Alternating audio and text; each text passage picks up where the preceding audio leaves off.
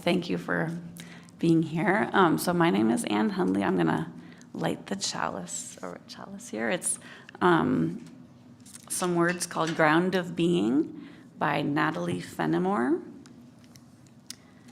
Knowing ourselves radiant, may we know God radiant. Beautiful as a clear-eyed child, blinding us in glory. Knowing ourselves dark, may we know God dark. Beautiful as sun-kissed skin, fertile as the deep, rich earth. God of the earth, Spirit of life, you are for us as the ground is for seed. Warm and nurturing, you are our sacred birthplace. In you we sprout, take root and grow. Like growing seeds, may we live into our radiance, our possibilities, our imaginings, and our love. So let's see. All right. Again, so thank you all for being here for our forum on Classism 102. I'm Ann Hundley. My pronouns are she, her, and we're gonna quickly kind of review our 101 forum that we did in January for anyone that wasn't there or if you were, and then we'll be watching a short video and having time to discuss it as a group, and then consider next steps. And so for me, this learning helps me recognize habits of shame and blame of classism. And there are assumptions I've had that have hurt people I love and distanced me from them. And so noticing the habits and assumptions to let go of helps me make room for empowering alternatives. So a goal for this forum is to gain vocabulary and perspectives to embrace and empower ourselves and others. And thank you also for Connie and Susie for their helpful contributions. So this is put on by the Social Justice Committee. So we had the Classism 101 forum after the service on January 12th, and you can see it and the resources on the website. If you go to the OUUC website and you go to recent services, then you can scroll down to January 12th forum, and then you'll see that there. But here's a quick overview. So we heard a personal life story from Tim, and we used a definition for classism. Can you please go to the next slide? Thank you. So this is from Dr. Suzanne Zilber, who's a Unitarian who's written this curriculum. She says, classism is the systemic assignment of worth or access to power based on social class. Similar to other isms, it comes down to prejudice plus power. It's a form of discrimination, which is the outcome of prejudice being acted out with power, resulting in devaluing, restricted opportunities, and violence toward members of another group.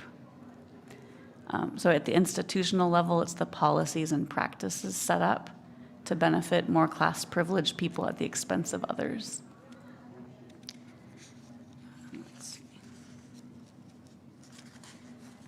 So why is this important? It's important part of everyone feeling understood and valued.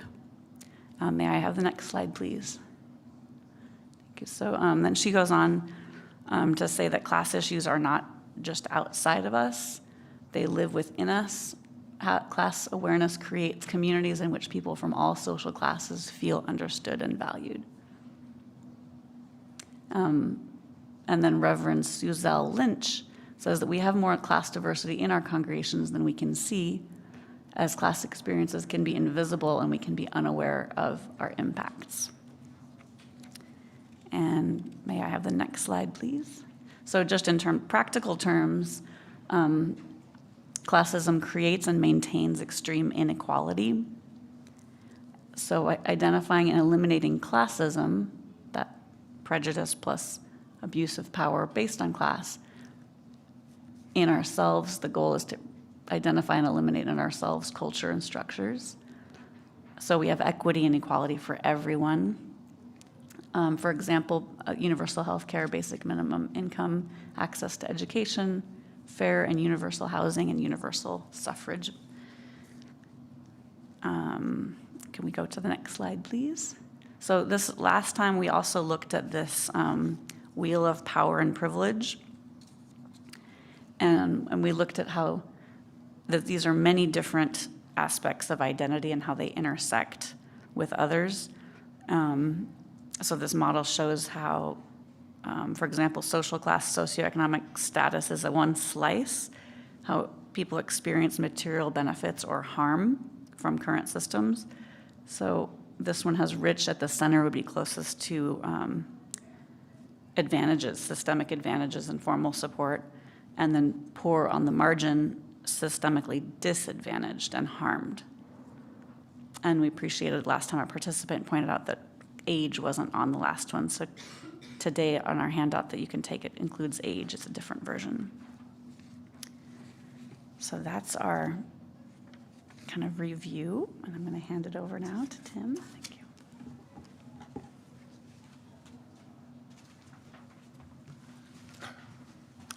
Thank you, Ann. I'm Tim Ransom. Pronouns are he, him, and I'm a member of the social justice team. We are going to watch it's about a 20-minute video in a couple of minutes. But I wanted to preface it with a couple of thoughts. One, it's going to be, I think, apropos to us because one of the main points of discussion has to do with classism within our organizations. And of course, we're talking about primarily starting from our home base here of how it might pertain to the work that we do in this congregation and with our congregational partners as well. So that's something I would like you to keep in mind while you're watching it, is that while they're talking about they're going to be talking about its presence, classism's presence, and the need to acknowledge it within national organizations or larger organizations having to do with political activism. What is said will apply here. A couple of other things. There are going to be a few things. Let me just make sure I say that following the video, the intention is to have a discussion, an open discussion. Just we're not going to break into small groups this time, but just all of us and some of the things that we might want to end up talking about. And especially thinking about as the video is on, is thoughts like how does this understanding support my spiritual growth? If you have to be sort of what's in it for me, there's a start. How can this make me more the person that I would like to become? But also, what can I do to help the congregation's justice work, insofar as I am already part of or in line to become part of a subgroup of our congregation doing social justice work? How might this, what we learn here, have some impact? There's also, yes. Well, there, and can I have the next slide? Okay. The video is going to be a 20-minute talk between the interviewee, Laura Flanders, and author, also activist, Betsy Leondar Wright. And it is available on YouTube, and the title of it is Acknowledging Class in Activist Spaces. So it's easy to find on YouTube should you want to go back to it. It's quite impactful. There's a lot in it. And I think we should just go ahead and let me make sure I said everything I wanted to open it up with. Yeah, why don't we go ahead and watch the video? And when we're done, then we'll, as I say, we'll have some conversation. Oh, yeah. There's going to be, in addition to the discussion afterwards, we're going to take a few minutes to give you a few minutes to think about what you've seen and what questions might occur to you or responses. And we have some, for those who are minded to write things down, we've got paper and pencil if you'd like it. So why don't we maybe just put it on a chair or something and people can take. So, okay.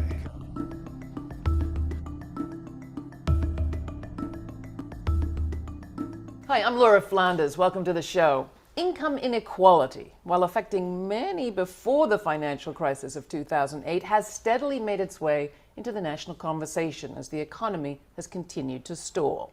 Yet within these national conversations, such as they are, class is rarely discussed and is even harder to define. The USA, since its founding in many ways, has operated under a narrative of a classless society, except from time to time when social movements have forced a shift. This happened most recently when the Occupy movement broached the topic with the notion of the 1 versus the 99%. Well, so far so good, many said and still say, but within that 99%, not everyone comes from the same economic experience. And according to our next guest, as long as class is hard to acknowledge in activist spaces, it's going to be hard to build united movements. Betsy Leonda Wright is the program director at Class Action and is the author of the book Missing Class: Strengthening Social Movement Groups by Seeing Class Cultures. Betsy, welcome to the program. Glad to have you. Great to be with you, Laura. So Betsy, let's start where you start with culture. What do you mean cultures? By class cultures, I mean different ways of talking, different ways of approaching problems. All of us are formed by our class background, our class life experience, to just approach situations differently. And we have different knowledge base and different networks. And those mean we have really different gifts. Your book is really a study. You look at 25 groups, and then you end up focusing, I think, on 4, 5. You're talking about 25 organizations that we went to their meetings and observed them and then interviewed them and got their class backgrounds and everything. And so then I clumped the activists that I met. They're from 5 states, all different progressive issues, everything left of center. And I then took like all the people who, their parents didn't go to college and were working class and they didn't go to college. So I compared all the working class people from all the groups with all the professional middle class people from all the groups, with all the voluntarily downwardly mobile people and all the upwardly mobile straddlers. And so I did that 4-way class comparison and found that almost everything I tested for, there were class culture differences. So how do you do those tests? It's the magic of statistics. So you can look for anything, like types of humor, for example, or types of speech. And you can say, well, how often does this type of humor occur from activists of this class background versus this?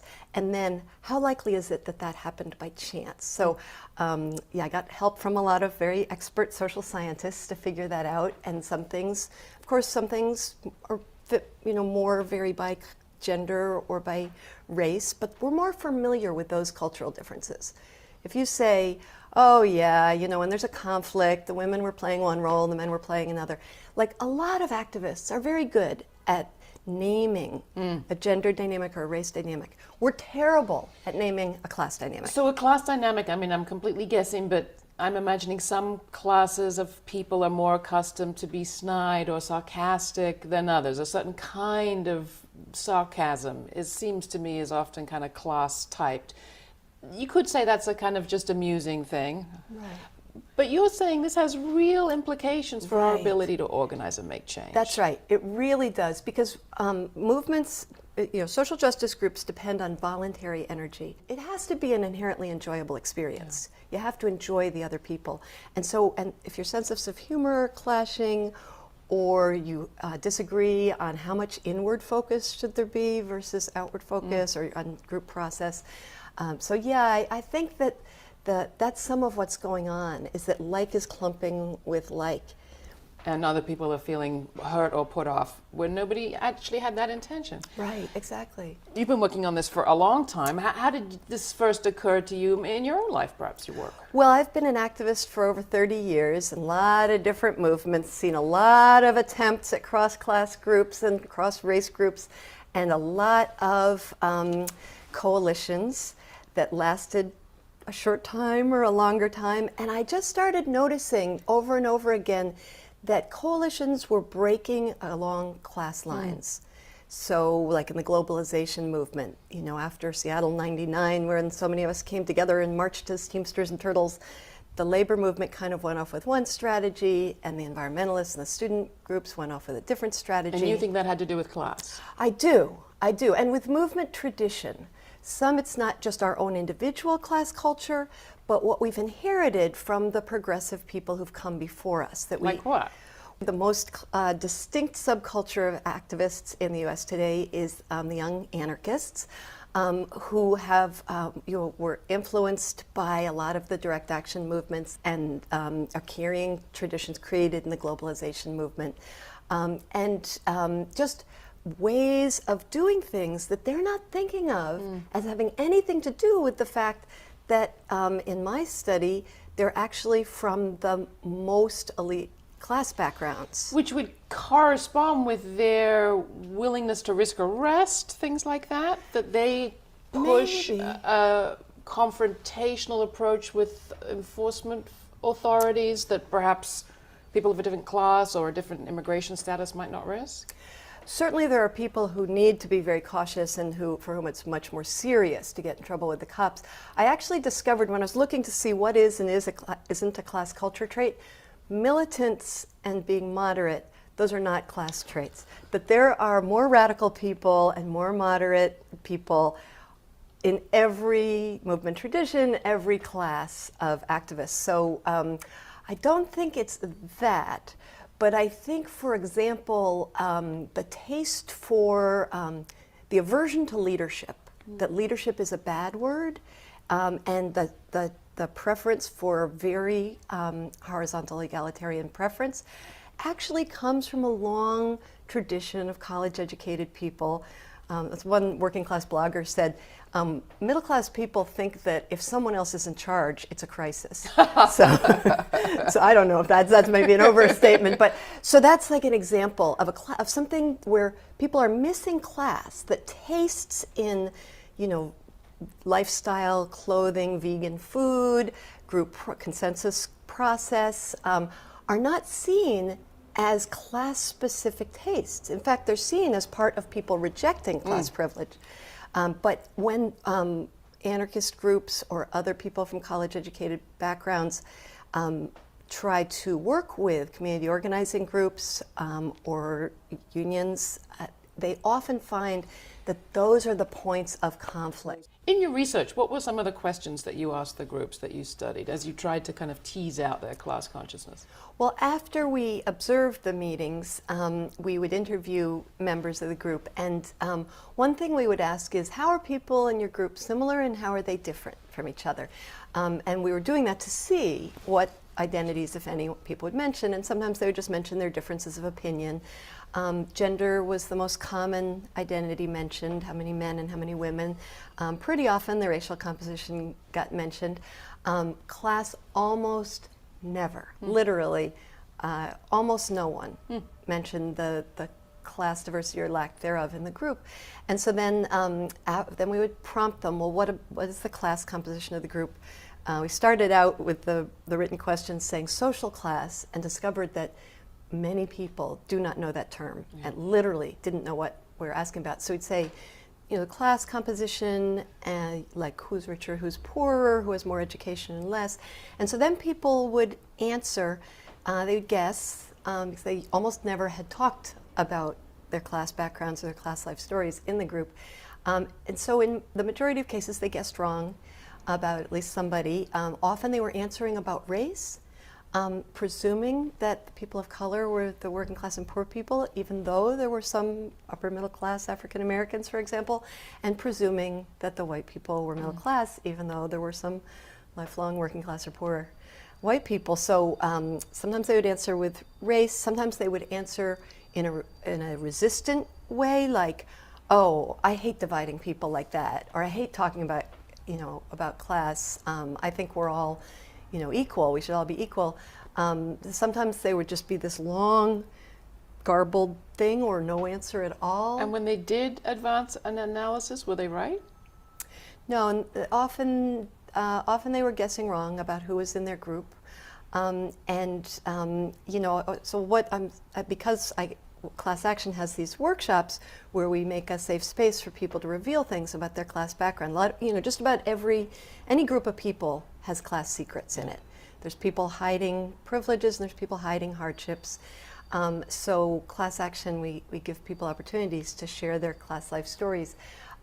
So that's what I say is you don't have to do a big social science research study until, I've been doing it for 7 years. You don't have to take 7 years of your life and get people to fill out surveys and do statistics. You can just make a confidential space and take some time and draw out people's stories and find out who's who with it. Now, there's a lot of people with privilege who feel very guilty about it. Right. Have you figured out what gifts you bring as a more privileged person, and are you able yet to feel proud about them and talk about those too? Guilt can be kind of an immobilizing emotion unless you've actually done something harmful, and then you should rectify it. I am proud of what I bring from my class background. I think I grew up with a lot of confidence and a sense like that I could make a difference. I could make things happen. I could, you can do anything you want. You can do it. And then I had a really great education where, among other things, I learned history of social movements. But what I learned, and I learned this the hard way from working in coalitions and being a community organizer, if you bring those gifts of confidence and knowledge of big frames in history and theory, if you bring those gifts in arrogantly, they're useless. Yeah. Nobody wants them. To solve a social problem, you have to hear from the people directly affected by that social problem. And that's the most important kind of knowledge. And so there are perspectives that are only seen by working class and poor people that are absolutely essential to crafting solutions.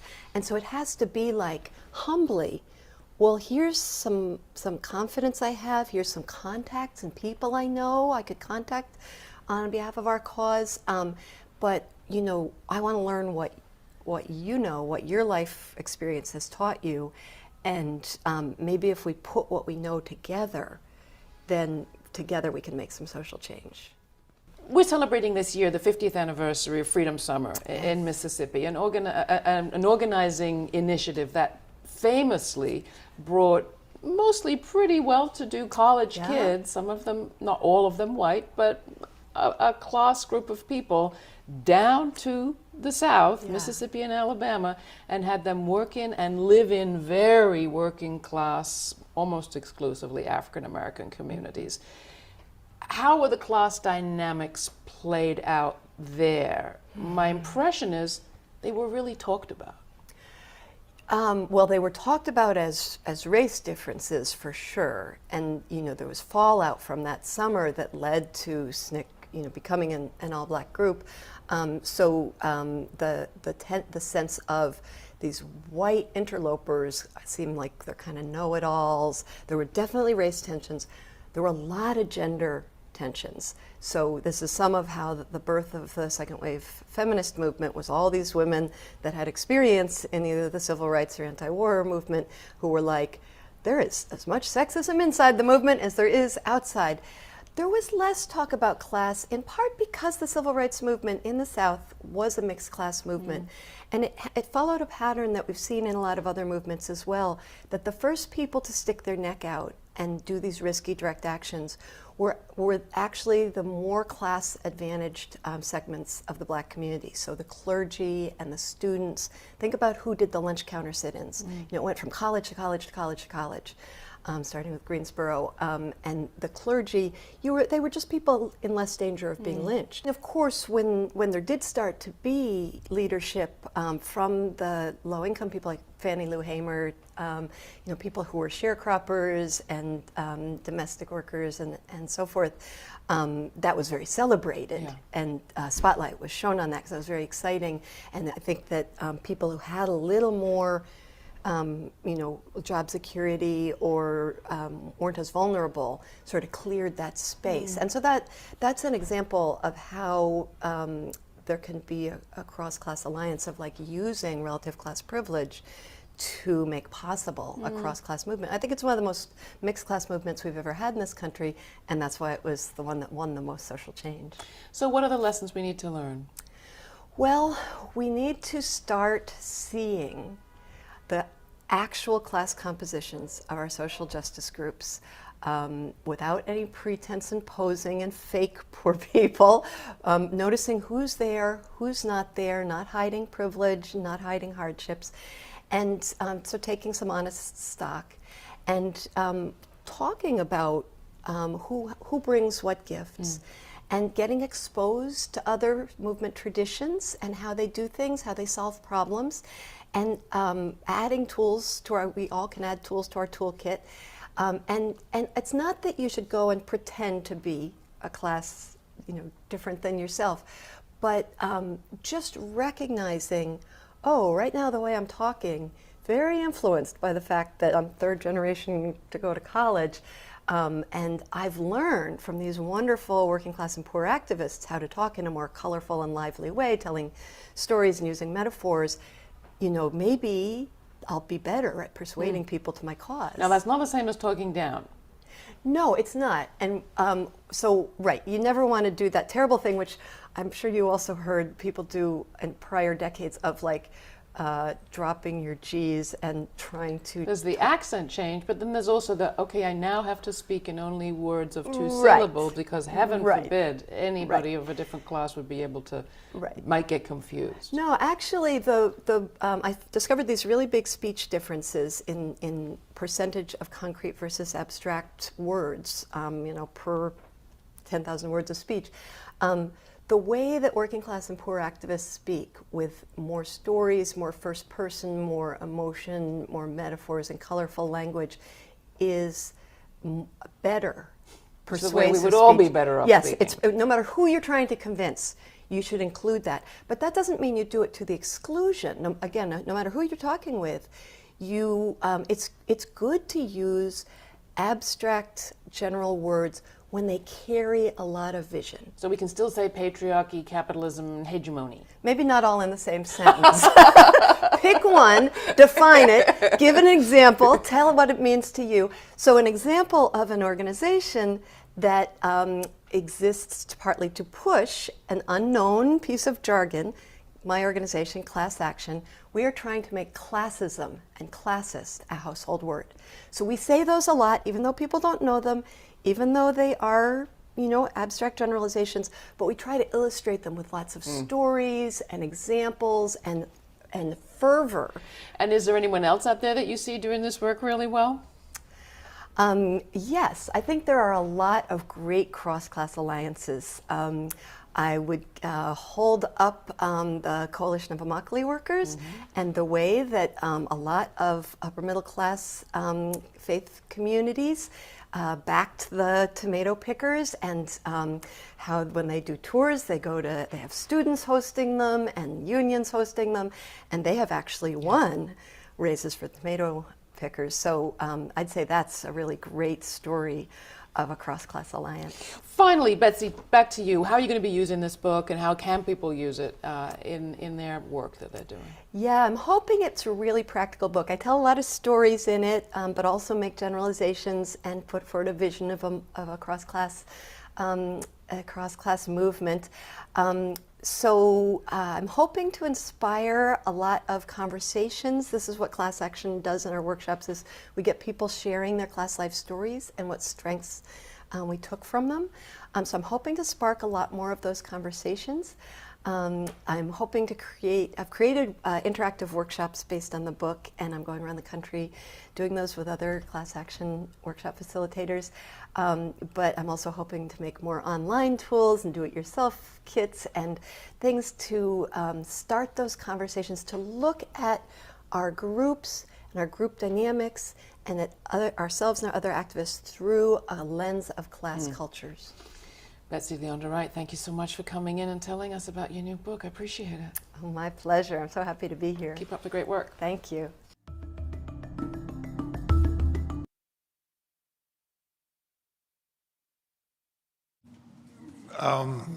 Yes. Yeah.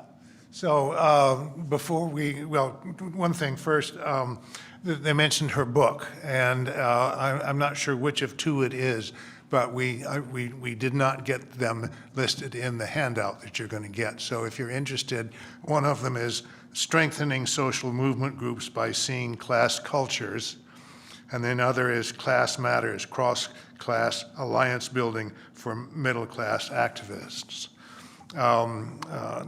Obviously, this was, the video was made a while back, so they've been out for a while. But if you need help finding them, if you're interested, just let me know. We're going to take about 3 or 4 minutes here to just think. And we've got pencils and paper if anybody would like that assist while they do so, and then we'll start our conversation. So I'll wake you up in about 5 minutes.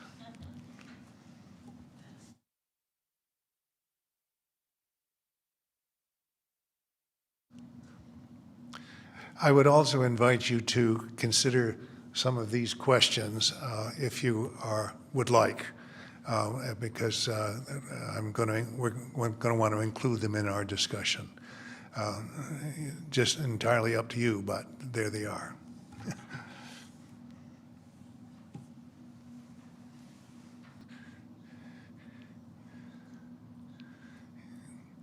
I think we'll draw this phase to a close if everybody's pretty close to being done with what they wanted to do beforehand.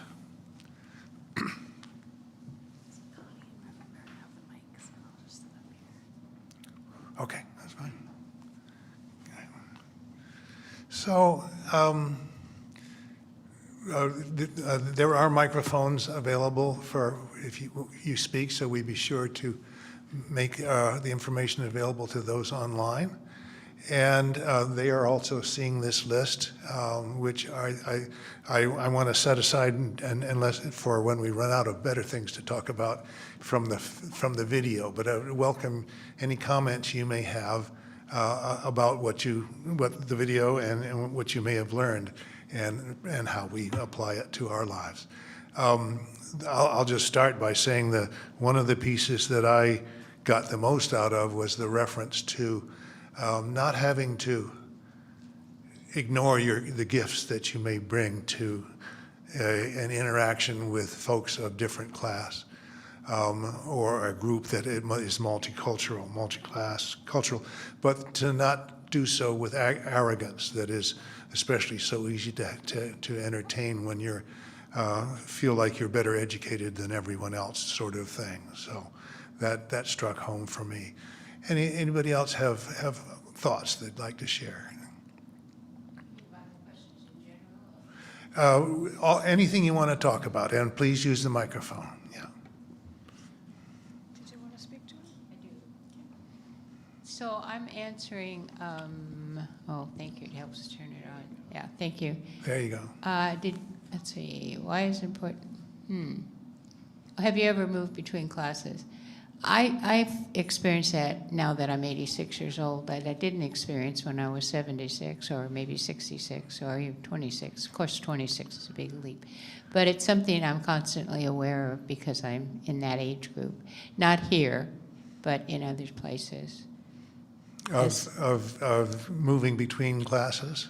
Well, It said, have you ever moved between classes? Oh, okay, I'm not answering your question. But that's where I think I've experienced it. And I'd like to recommend a book that deals specifically with racism in relation to what they were talking about. And that is Erin Jones' book, Bridges That Heal Us, and us is spelled capital U-S. They're available locally, where we held our auction, and online. And it's a very interesting book, starting with her background and how she grew up, and then when she entered, which was in a very elegant, not elegant, but international school in Amsterdam, not Amsterdam, in The Hague. And when she moved to the United States as a black woman, she learned another whole other world and what she needed to learn. And it has a lot of good ideas about how to apply and change that. Anyway, that's what I was saying. Thank you. Okay, is this working? Yep. Okay, so I'm just going to start this by saying I'm extremely nervous, so forgive me. I was looking at this wheel, and I realized I'm a member of more than one marginalized group. And I have the desire to become more active and become a member of a justice movement. Wonderful. But as a person in a marginalized community, we have a lot more to lose by doing that. So my question is, how do you encourage and draw out people of a marginalized class to participate in these types of movements?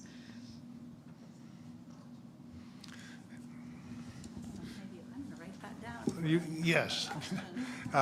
Great question. Anybody want to try and help answer it? I'm not prepared to myself at this moment, but yes, in the back. So this is not the answer, this is just one potential possibility. But I would say we could take the opportunity to just look around in whatever time and resources we have and see the people of marginalized communities that may be ones that we recognize ourselves with, or the ones that we don't, who are leading in these spaces and who are already do that, and learning from them and supporting their work, and often being able to join it in ways that work for everybody else.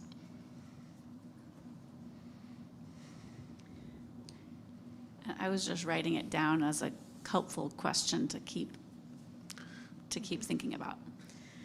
And what occurred to me, Maggie, is that begins a conversation, right? Of, well, what are you afraid of? And what has your lived experience then that causes you to be afraid? And we have a conversation. If folks on the margins are willing to share those stories of, this is what my life is like, this is what my life has been like, this is what contributes to me feeling afraid, then that's a conversation. And I just would add that whatever, and I guess I'm talking about us, whatever we can do to provide a safe space to make that conversation possible.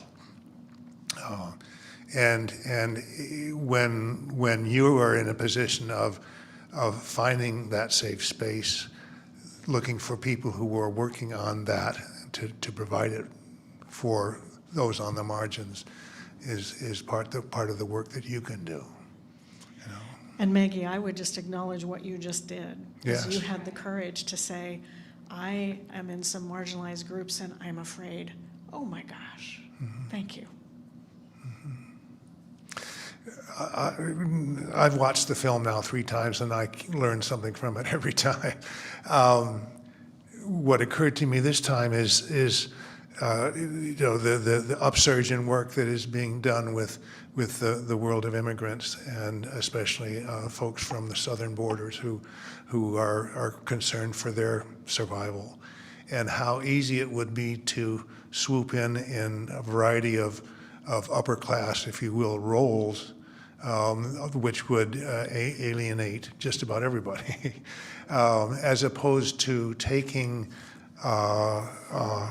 the idea of acknowledging class differences and making it all work for all of us should be the leading light. And I'm hoping that it's something that we as a community have a head start in. Thank you. Melanie. Hi, I'm Melanie. I want to thank you guys for showing that video. I thought it was really interesting. I tried to imagine us as a group, Unitarians in a small group, and talking about, okay, what are we going to do? And then say, oh, hey, what's your class?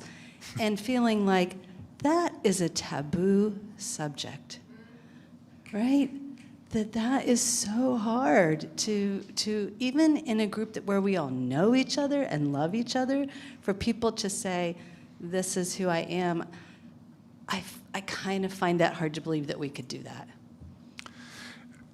My immediate response to that is what Betsy Leonard Wright was saying about telling stories. We don't ask each other what's your class. We say, what's your perspective on this issue or this question? Share your experience with it, and from that we're able, I hope, to learn more about each other's backgrounds, which is what our class is. It's our background, without having to be rude. I mean, it sounds like that's what, and I resonate with that too. Just saying that would be out of the blue would be weird. So you share time and stories and learn that way. Other thoughts? Alex?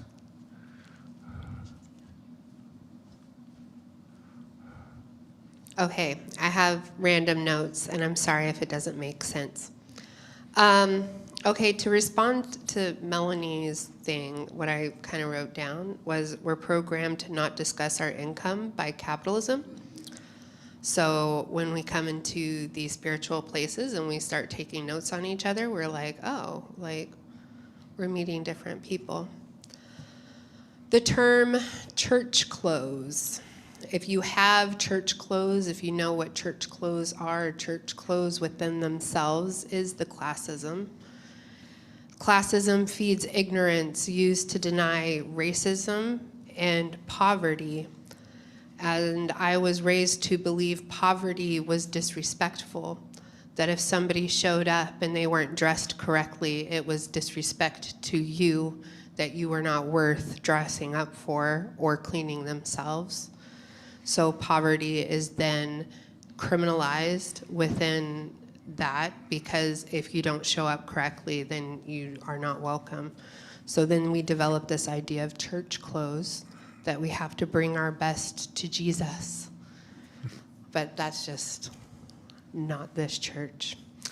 And kind of the respect of weaponized religion, that and segregated churches, that to this day my father, who lives in North Carolina, and I had a discussion about the segregation of churches in North Carolina.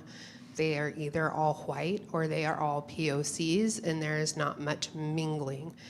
And he says that's about something else. It's not about racism. It's not about poverty. And I really had to dig deep and show him a couple of really good articles that said, no, it really is. It really is, because there's something about the churches that are all white that are not welcoming to others of poverty or other races. And I feel like you need to take a deep look at that. And then moving between classes is, when I got married, I was a upper middle class person. My parents owned multiple homes. We had acreage. I had my own floor and wing to the house, all by myself. And then married somebody who was considered low class poverty. And some of the weird ways that we we're disconnected, how we spent our money. Something as simple as eating at the table. I was raised to eat at the table. He's never eaten at a table. That's considered highfalutin, high class, and we're not high class, so we don't eat at the table.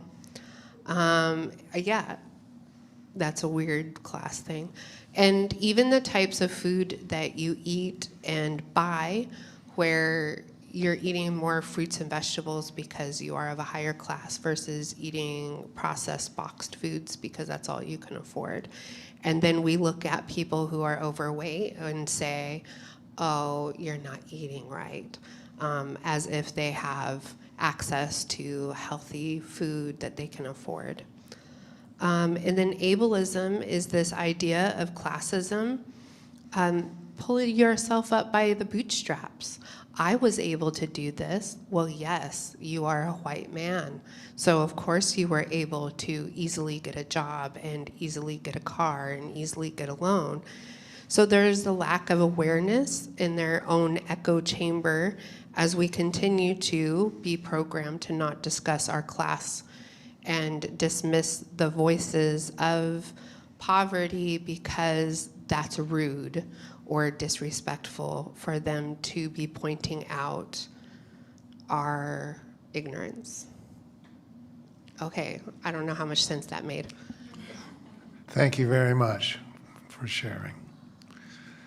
Time for another statement or question or two. Is there anybody online, Carbon? No? Oh, yes.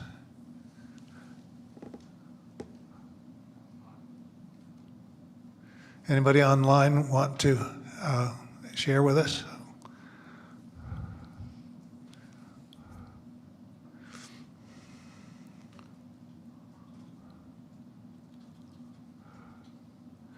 We're accessing at the moment. We can keep going in the room if nothing. Yeah, okay, nothing right now. Yes. Thank you. I'm Susie. I'll just stand. It's easier than turning.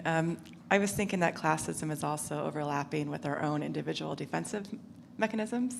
I was raised more working class, and being raised working class, like everyone who's wealthy, like high middle class and above, like selfish and heartless, right? That's what we thought. And then I'm now pretty middle class and pretty comfortable, which I was saying before, it has its own guilt and emotions that comes with it. But now I'm hearing from more people like, oh, if you're poor, that means that you're lazy, you know, it means that you're not striving. Evidently, there's this whole prosperity gospel, which I don't really want to get into or learn more about.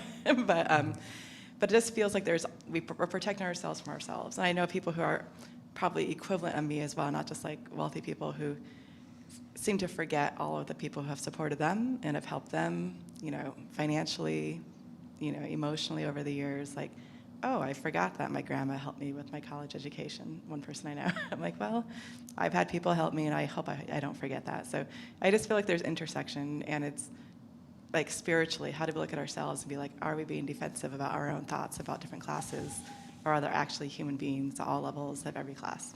So that's my thought. Thank you. We're approaching the 5-minute mark, so I think we need to bring this to a close, this portion. I want to thank everybody for their thoughts and hope that we can continue these conversations. Back to you, Ann.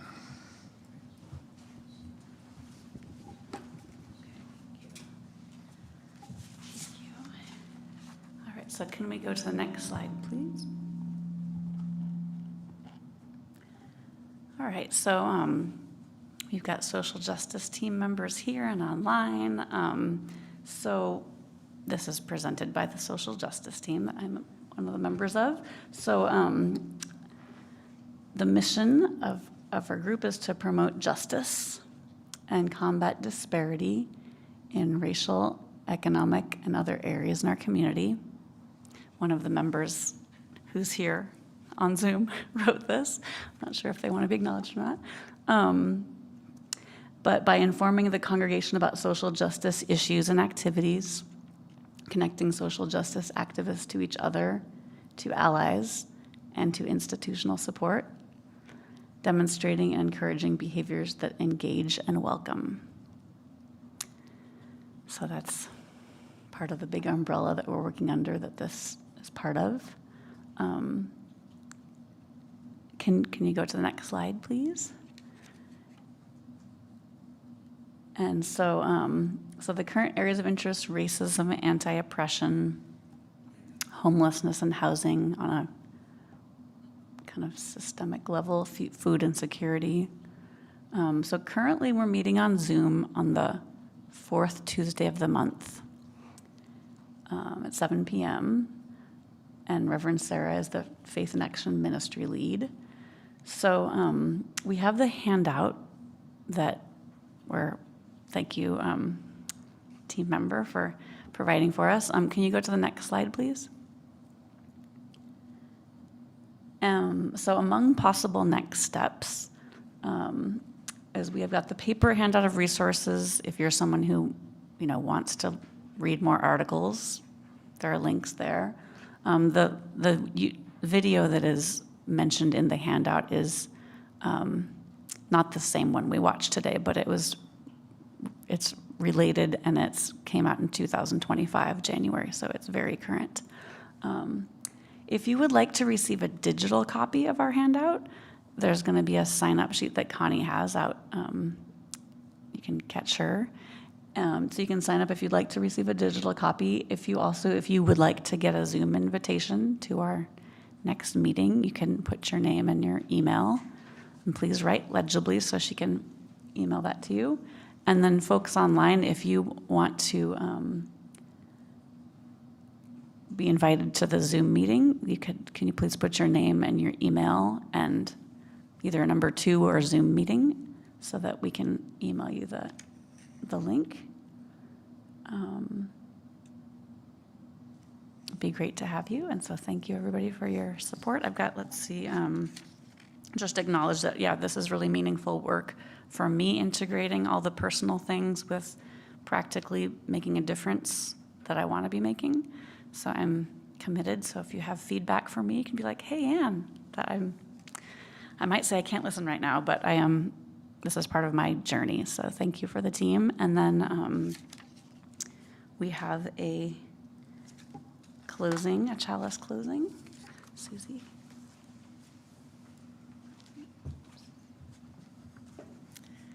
All right. These remarks are the chalice extinction, written by Amy Mackenzie. When we say, go now in peace, we mean the peace that asks us to stop grasping after power over, and the peace that demands that we live fully, that we love with a fierce love, that we hope with a bold hope, that we pray and sing and struggle. Remember this: within and all around us is our source. May we return to it, heed it, and honor it. Amen.